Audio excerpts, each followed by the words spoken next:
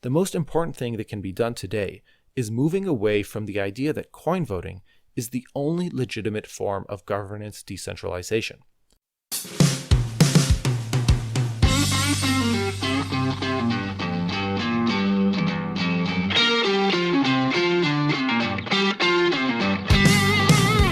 Welcome to Ethereum Audible, Ethereum in Depth. I'm Yehoshua Zlatogorsky, and today we're going to be wrapping up our on-chain governance series with a great epic read by Vitalik on moving beyond coin governance.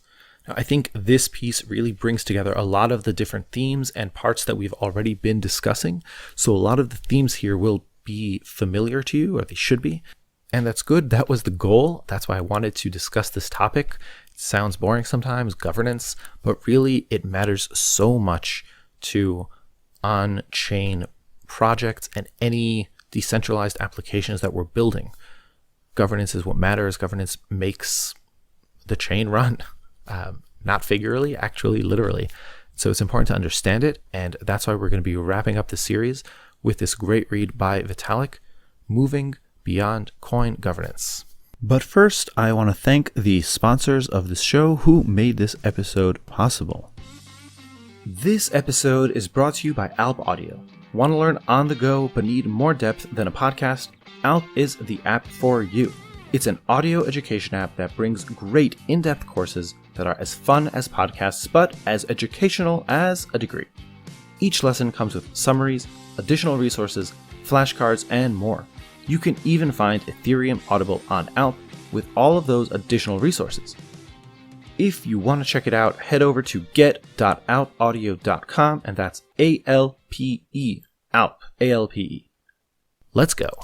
Moving beyond coin voting governance. One of the important trends in the blockchain space over the past year is the transition from focusing on decentralized finance to also thinking about decentralized governance.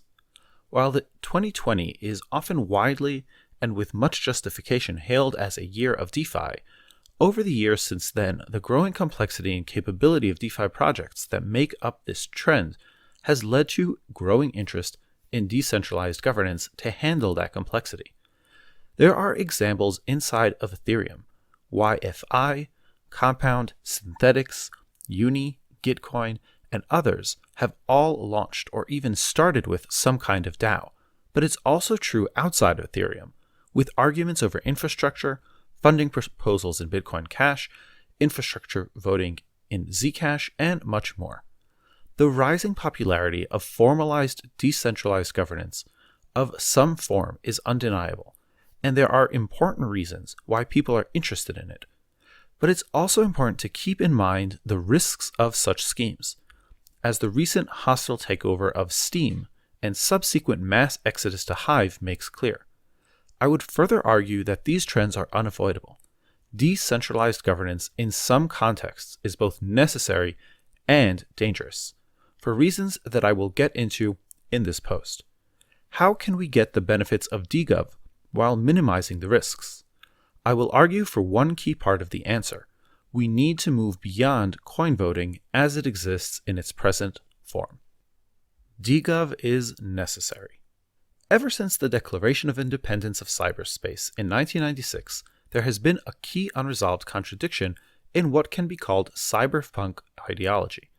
On the one hand, cypherpunk values are all about using cryptography to minimize coercion and maximize the efficiency and reach of the main non-coercive coordination mechanism available at the time, private property and markets.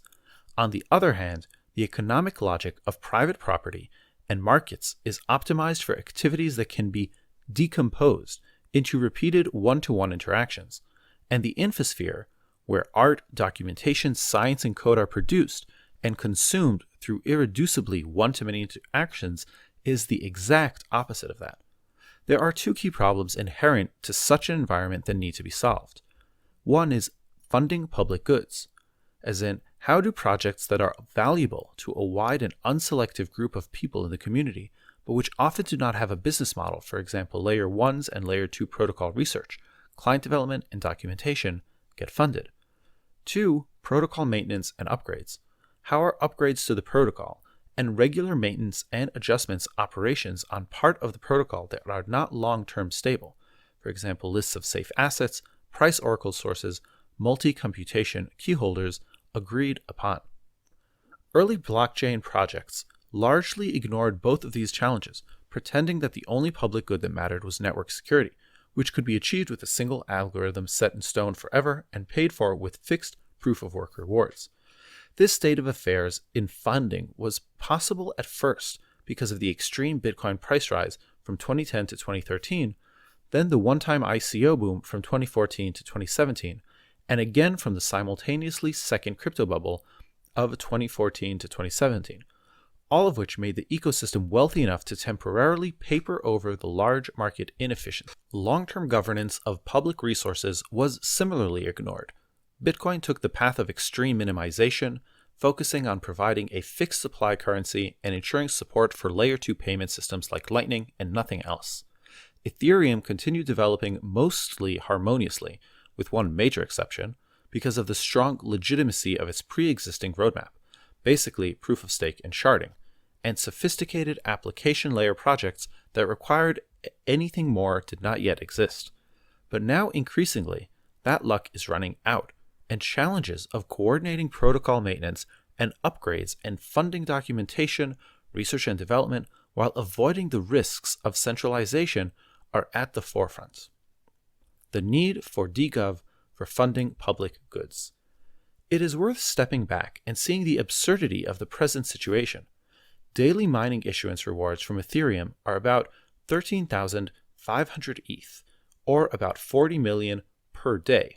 This is in August 16 of 2021. Transaction fees are similarly high. The non-EIP 1559 burned portion continues to be around 1,500 ETH, as in $4.5 million per day. So there are many billions of dollars per year going to fund network security. Now, what is the budget of the Ethereum Foundation? About $30 to $60 million per year. There are non-EF actors, for example Consensus, contributing to develop it, but they are not much larger. The situation in Bitcoin is similar, with perhaps even less funding going into non-security public goods. Here is the situation in a chart.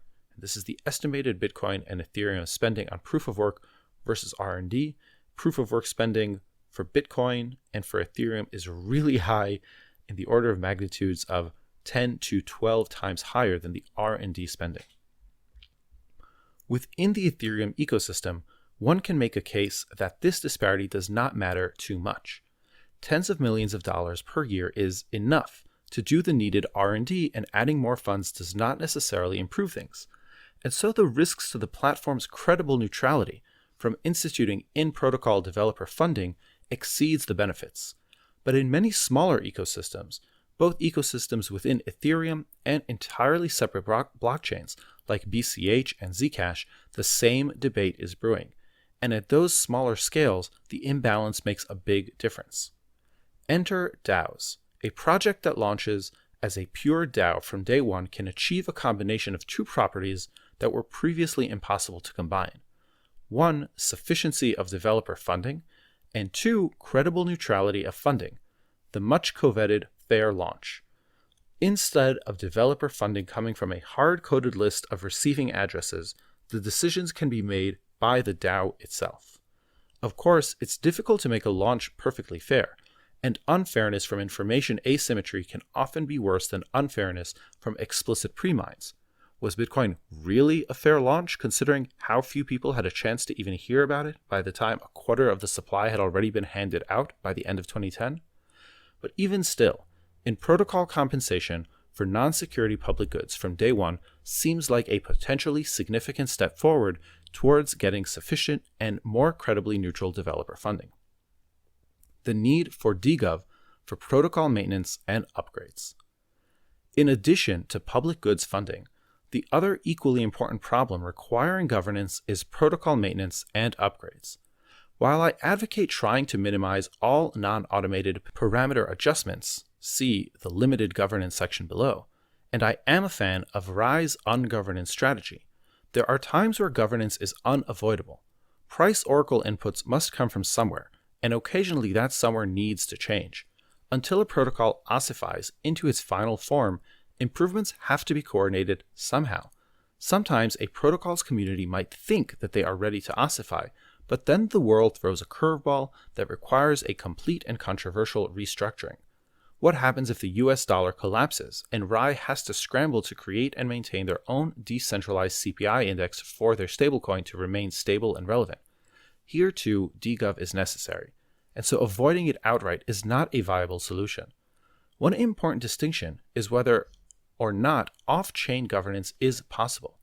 I have for a long time been a fan of off-chain governance wherever possible, and indeed for base layer blockchains, off-chain governance absolutely is possible. But for application layer projects, and especially DeFi projects, we run into the problem that application layer smart contract systems often directly control external assets, and that control cannot be forked away.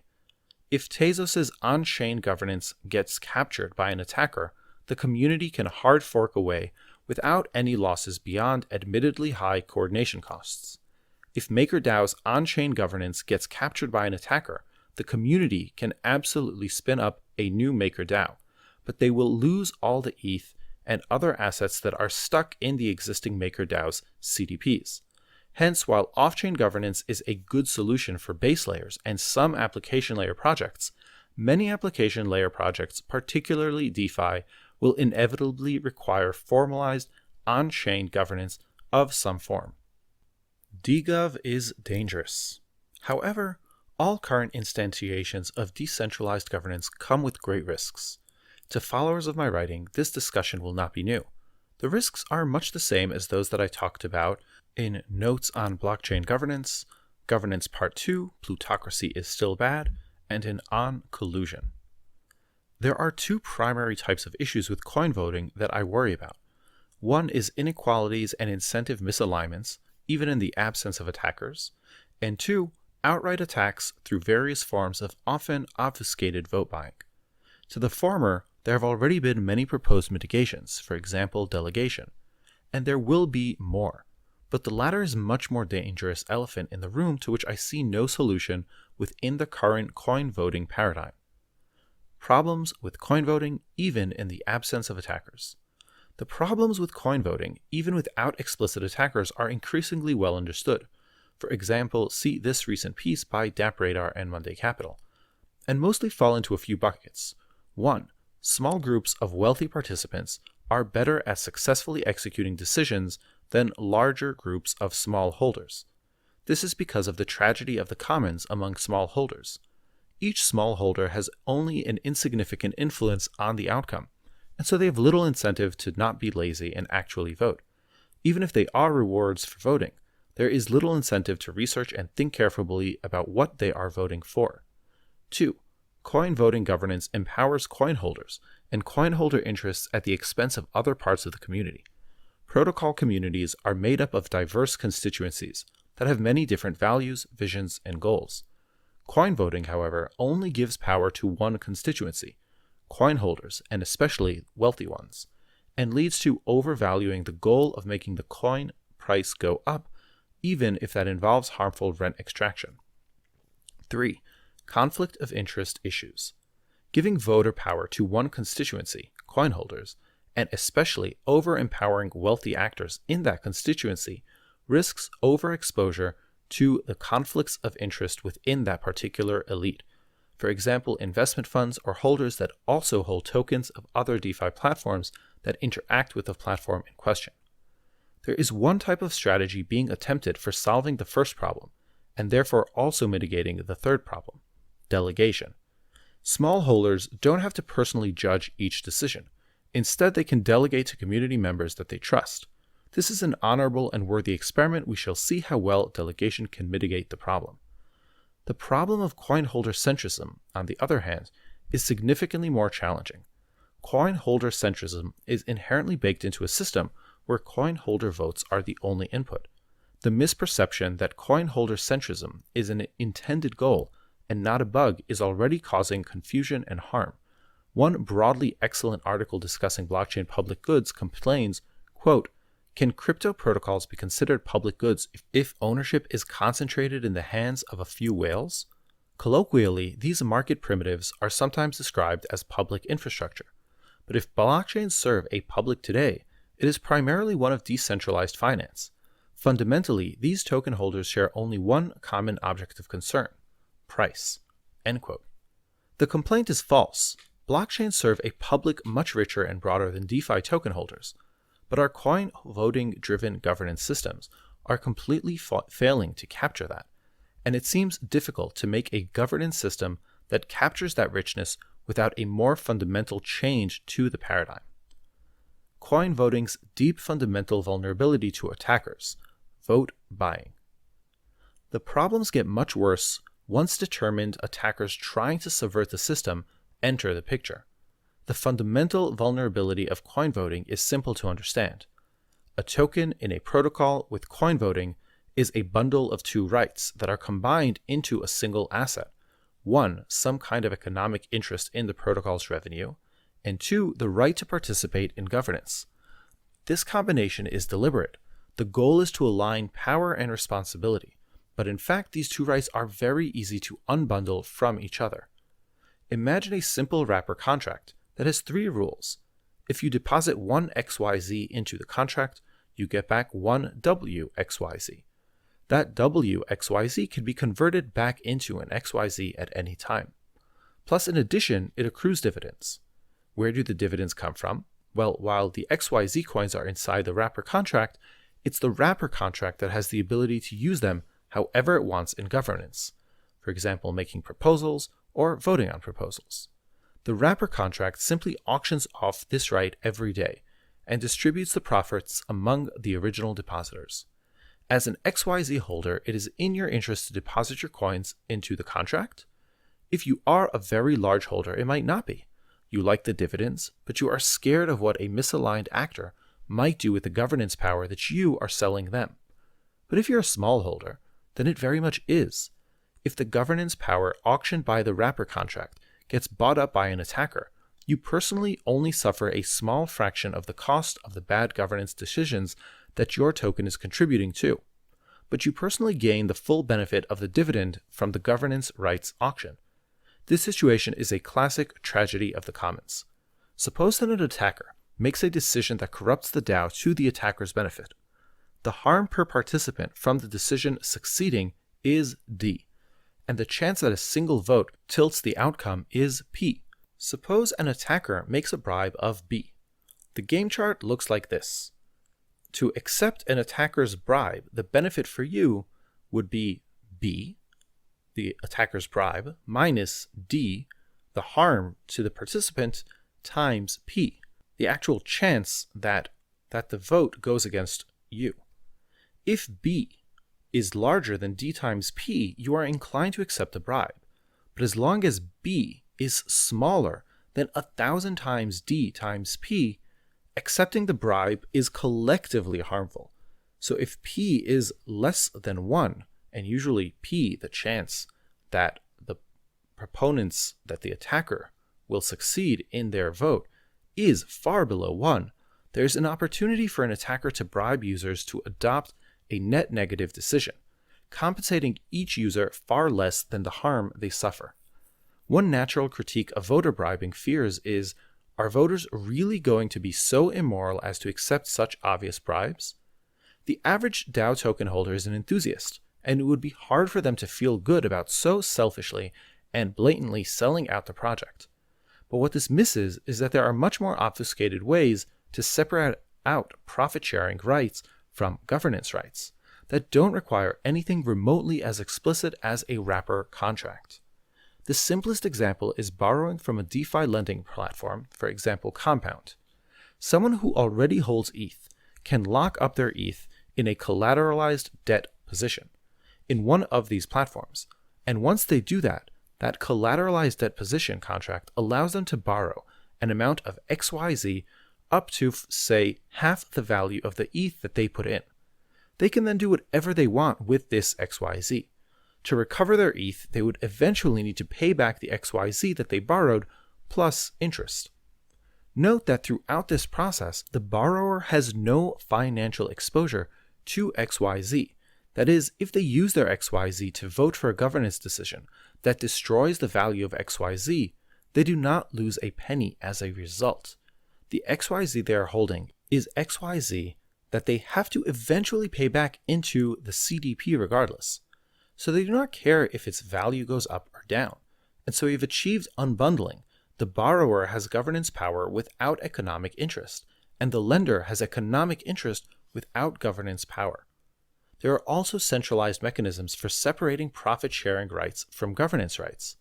Most notably, when users deposit their coins on a centralized exchange, the exchange holds full custody of those coins, and the exchange has the ability to use those coins to vote. This is not mere theory. There is evidence of exchanges using their users' coins in several DPoS systems. The most notable recent example is the attempted hostile takeover of Steam, where exchanges use their customers' coins to vote for some proposals that help to cement a takeover of the Steam network that the bulk of the community strongly opposed. The situation was only resolved through an outright mass exodus, where a large portion of the community moved to a different chain called Hive. Some DAO protocols are using time lock techniques to limit these attacks, requires users to lock their coins and make them immovable for some period of time in order to vote. These techniques can limit buy, then vote, then sell attacks in the short term, but ultimately, time lock mechanisms can be bypassed by users holding and voting with their coins through a contract that issues a wrapped version of the token, or more trivially, a centralized exchange. As far as security mechanisms go, time locks are more like a paywall on a newspaper website than they are like a lock and key. At present, many blockchains and DAOs with coin voting have so far managed to avoid these attacks in their most severe forms. There are occasional signs of attempted bribes, but despite all of these important issues, there have been much fewer examples of outright voter bribing, including obfuscated forms such as using financial markets that simple economic reasoning would suggest. The natural question to ask is why? Why haven't outright attacks happened yet? My answer is that the why not yet relies on three contingent factors that are true today but are likely to get less true over time. One is community spirit, from having a tightly knit community where everyone feels a sense of camaraderie in a common tribe and mission. Two, high wealth concentration and coordination of token holders. Large holders have higher ability to affect the outcome and have investments in long-term relationships with each other, both the old boy club VCs, but also many other equally but powerful, lower profile groups of wealthy token holders, and this makes them much more difficult to bribe. Three is immature financial markets. In governance tokens, ready-made tools for making a wrapper tokens exist in proof-of-concept forms, but are not widely used. Bribing contracts exist, but are similarly immature, and liquidity in lending markets is low. When a small coordinated group of users holds over 50% of the coins, and both they and the rest are invested in a tight-knit community, and there are few tokens being lent out at reasonable rates, all of the above bribing attacks may perhaps remain theoretical, but over time, 1 and 3 will inevitably become less true no matter what we do, and 2 must become less true if we want DAOs to become more fair. When those changes happen, will DAOs remain safe? And if coin voting cannot be sustainably resistant against attacks, then what can? Solution 1. Limited governance. One possible mitigation to the above issues, and one that is to varying extents being tried already, is to put limits on what coin-driven governance can do. There are a few ways to do this. 1. Use on-chain governance only for applications and not base layers. Ethereum does this already, as the protocol itself is governed through off-chain governance, while DAOs and other apps on top of this are sometimes, but not always, governed through on-chain governance. 2. Limit governance to fixed parameter choices. Uniswap does this, as it only allows governance to affect the token distribution and a 0.05% fee in the Uniswap exchange. Another great example is Rai's ungovernance roadmap, where governance has control over fewer and fewer features over time. 3. Add time delays. A governance decision made at time t only takes effect at example t plus 90 days. This allows users and applications that consider the decision unacceptable to move to another application, possibly a fork. Compound has a time delay mechanism in its governance, but in principle, the delay can and eventually should be much longer. 4. Be more fork-friendly. Make it easier for users to quickly coordinate on and execute a fork. This makes the payoff of capturing governance smaller. The Uniswap case is particularly interesting. It's an intended behavior that the on-chain governance funds teams, which may develop future versions of the Uniswap protocol, but it's up to users to opt in to upgrading to those versions. This is a hybrid of on-chain and off-chain governance that leaves only a limited role for the on-chain side. But limited governance is not an acceptable solution by itself. Those are areas where governance is needed the most. For example, funds distribution for public goods are themselves among the most vulnerable to attack. Public goods funding is so vulnerable to attack because there is a very direct way for an attacker to profit from bad decisions. They can try to push through a bad decision that sends funds to themselves. Hence, we also need techniques to improve governance itself. Solution 2. Non-coin-driven governance. A second approach is to use forms of governance that are not coin voting driven. But if coins do not determine what weight an account has in governance, what does? There are two natural alternatives. One is proof of personhood systems. Systems that verify that accounts correspond to a unique individual human, so that governance can assign one vote per human. For a review of some techniques being developed, you can check out the links, and Proof of Humanity and Bright ID for 2 attempts to implement this. 2. Proof of participation. Systems that attest to the fact that some accounts correspond to a person that has participated in some event, passed some educational training, or performed some useful work in the ecosystem. See Pope for 1 attempt to implement this. There are also hybrid possibilities. One example is quadratic voting, which makes the power of a single voter proportional to the square root of the economic resources that they commit to a decision, preventing people from gaming the system by splitting their resources across many identities requiring proof of personhood. And the still existent financial component allows participants to credibly signal how strongly they care about an issue, as well as how strongly they care about the ecosystem. Gitcoin quadratic funding is a form of quadratic voting, and quadratic voting DAOs are being built. Proof of participation is less well understood. The key challenge is that determining what counts as how much participation itself requires a quite robust governance structure. It's possible that the easiest solution involves bootstrapping the system with a handpicked choice of 10 to 100 early contributors and then decentralizing over time, as the selected participants of round N determine participation criteria for round N+1. The possibility of a fork helps provide a path to recovery from, and an incentive against, governance going off the rails. Proof of personhood and proof of participation both require some form of anti-collision to ensure that the non-money resources being used to measure voting power remains non-financial, and does not itself end up inside of smart contracts that sell the governance power to the highest bidder. Solution 3. Skin in the game. The third approach is to break the tragedy of the commons by changing the rules of the vote itself. Coin voting fails because while voters are collectively accountable for their decisions, if everyone votes for a terrible decision, everyone's coins drops to 0. Each voter is not individually accountable. If a terrible decision happens, those who supported it suffer no more than those who opposed it. Can we make a voting system that changes this dynamic and makes voters individually and not just collectively responsible for their decisions? Fork friendliness is arguably a skin-in-the-game strategy. If forks are done in the way that Hive forked from Steam, in the case that a ruinous governance decision succeeds and can no longer be opposed inside the protocol, users can take it upon themselves to make a fork. Furthermore, in that fork, the coins that voted for the bad decision can be destroyed. This sounds harsh, and perhaps it even feels like a violation of an implicit norm that the immutability of the ledger should remain sacrosanct when forking a coin. But the idea seems much more reasonable when seen from a different perspective. we keep the idea of a strong firewall where individual coin balances are expected to be inviolate, but only apply that protection to coins that do not participate in governance.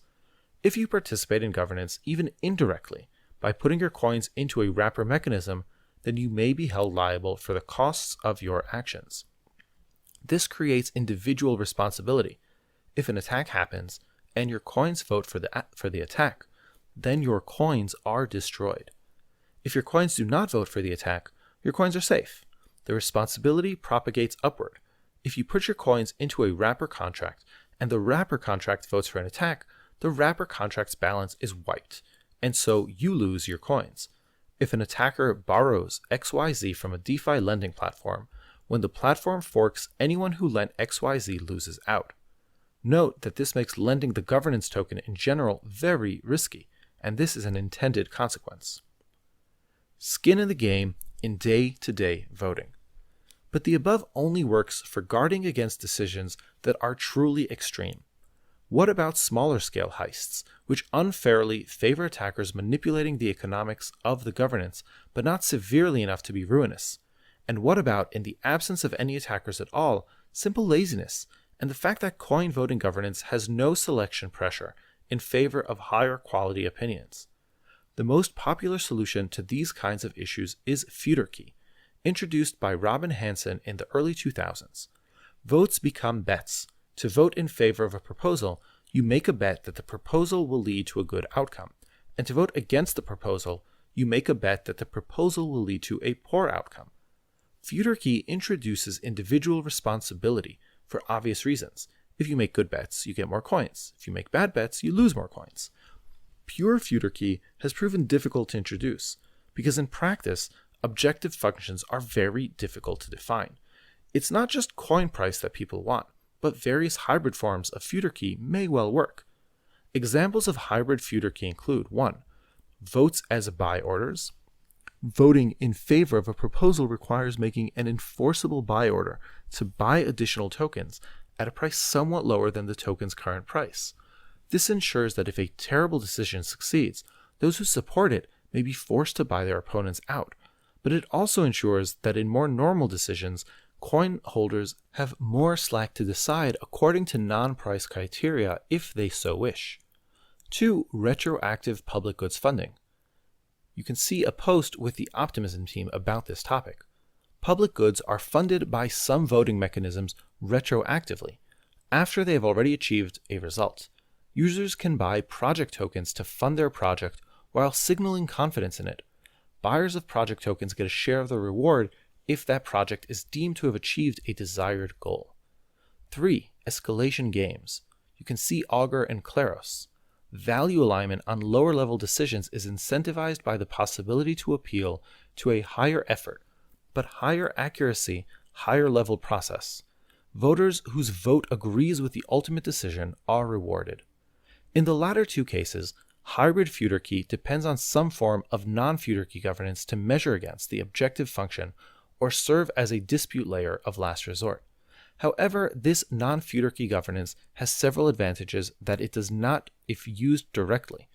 One is it activates later, so it has access to more information. 2, it is used less frequently, so it can expend less effort. And 3, each use of it has greater consequences, so it's more acceptable to just rely on forking to align incentives for this final layer. Hybrid solutions.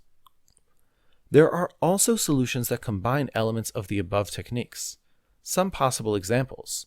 1. Time delays plus elected specialist governance.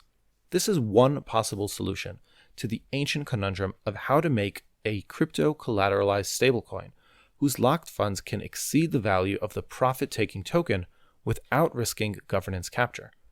The stablecoin uses a price oracle constructed from the median of values submitted by N, elected providers. Coin voting chooses the providers, but it can only cycle out one provider each week. If users notice that coin voting is bringing in untrustworthy price providers, they have N divided by 2 weeks before the stablecoin breaks to switch to a different one. 2. FUDKE plus anti-collision equals reputation. Users vote with reputation, a token that cannot be transferred. Users gain more reputation if their decision leads to desired results, and lose reputation if their decisions lead to undesired results. For an article advocating for a reputation-based scheme, you can check the article. 3. Loosely coupled advisory coin votes. A coin vote does not directly implement a proposed change. Instead, it simply exists to make its outcome public, to build legitimacy for off-chain governance to implement that change. This can provide the benefits of coin votes with fewer risks, as the legitimacy of a coin vote drops off automatically if evidence emerges that the coin vote was bribed or otherwise manipulated. But these are all only a few possible examples. There is much more that can be done in researching and developing non-coin-driven governance algorithms. The most important thing that can be done today is moving away from the idea that coin voting is the only legitimate form of governance decentralization. Coin voting is attractive because it feels credibly neutral. Anyone can go and get some units of the governance token on Uniswap.